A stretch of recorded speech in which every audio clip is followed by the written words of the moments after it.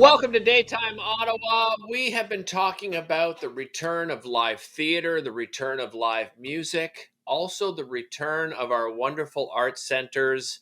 I'm talking about the Shenkman Arts Centre in particular today because there's an opportunity to see some wonderful art. And that is something else we've been missing, that in person, just being able to breathe it in and going and seeing some wonderful pieces of work from some local artists. And I am joined by a local artist that you can catch at the Shenkman Arts Centre until April the 2nd. I am joined by Bettina Matzkuhn, who is an artist. Welcome to the show. Great to have you here. Bettina, let's first of all talk a little bit about your history. Tell us a little bit about yourself as an artist. Thanks. Just to be clear, I live in Vancouver, so yes, that is correct. Although it's being presented here locally, which is a great opportunity for us. You bet. I grew up with my parents making things, and I use embroidery as an art form. I know it's the most unsexy sort of thing. It's sort of old lady stuff, but I disagree. I disagree. The process is so slow. It's like watching paint dry, but it's a language like any other, and I've always used it. I learned to embroider when I was in elementary school and just never looked back. So I've taken it on all kinds of adventures. I've embroidered maps, sculptural sails, life jackets. I've collaborated with a marine biologist, a meteorologist. Wow. My work tends to be about nature and landscape. Yeah, we're looking at some pieces here. Maybe you can just describe some of these pieces and some of the materials that you work with.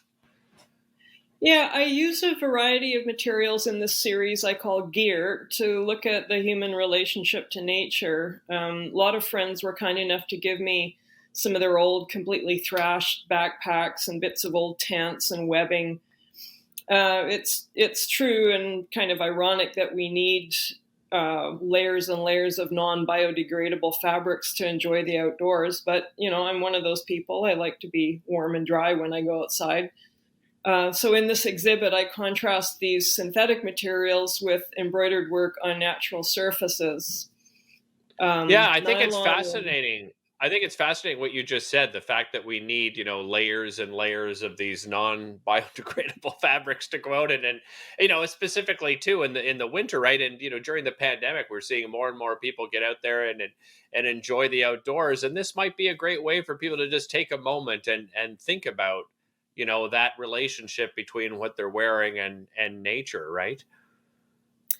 Yeah, so I've paired these things with embroidery that's on natural fabrics like silk, linen, cotton, but even those have an environmental footprint, especially cotton because of the water and pesticide use in its production.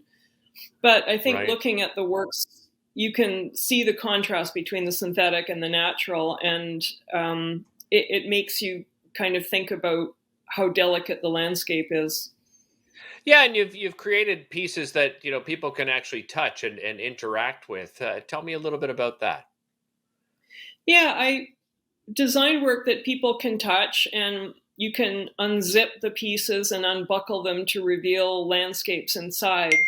So there's the idea that the exterior synthetics are protecting what's inside, but you also might read it that they're smothering it. But at the very least, viewers get a surprise. And I find people are very respectful and careful when they open them. After the exhibition opening the other day, a family came in with a 10-year-old daughter. And once she realized that she was allowed to open them, she had to open every single one. And, she was very careful and put them all back together so the next person gets the surprise. But usually at art galleries, we're on pain of death told not to touch anything. But we're so used to interacting with textiles because we all wear clothes, well, most of us, and especially with outdoor gear, we're so used to that kind of Gore-Tex and stuff like that. But I think it engages the viewer more when they can participate in the work.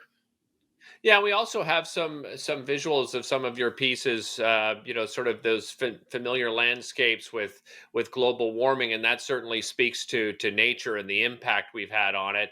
Tell me about some of those pieces. Yeah, at home when I go hiking around Vancouver, I see subtle signs of global warming. Dead cedars and um, different forms of erosion and stuff. And last year we had the heat dome and then the floods. Right. But when I look at unfamiliar landscapes, I'm always kind of nagged by the feeling that what I'm seeing is that symptomatic of climate change? Is this normal? Is this the right amount of snow? Is this the right amount of, you know, um, rock slides or whatever it is? So the landscapes that you see in the pieces are aesthetic. I mean, they're nice to look at, but Yeah. they kind of have these question marks. You had an experience as well, 3 weeks on the Yukon River. As a matter of fact, my wife has family out that way. That must have been an incredible and inspirational experience. It was fabulous, and it was 12 artists and 6 canoes. It was the Canadian Wilderness Artist Residency, and I was the geezer by several decades, but great bunch of kids. And Nice. it was an indelible experience, and I just felt being on that river. You just really sense its power and just that relentless flow that I'm used to traveling on the ocean. As a kid, I grew up around sailboats, and the ocean Right. actually holds still sometimes, but the river never does. And I wanted something as a cycle, so I lashed these old backpack frames together, and I wanted something to go around it. But I embroidered the river that kind of spans this thing, and it's not just a Yeah. cycle in the sense of a day and night, but also in terms of the evaporation, Right. clouds, Bettina, rain. I'm sorry to cut Yes. you off. We run out of time. I want to tell everybody, please visit Shenkman Arts Centre, happening until April the 2nd.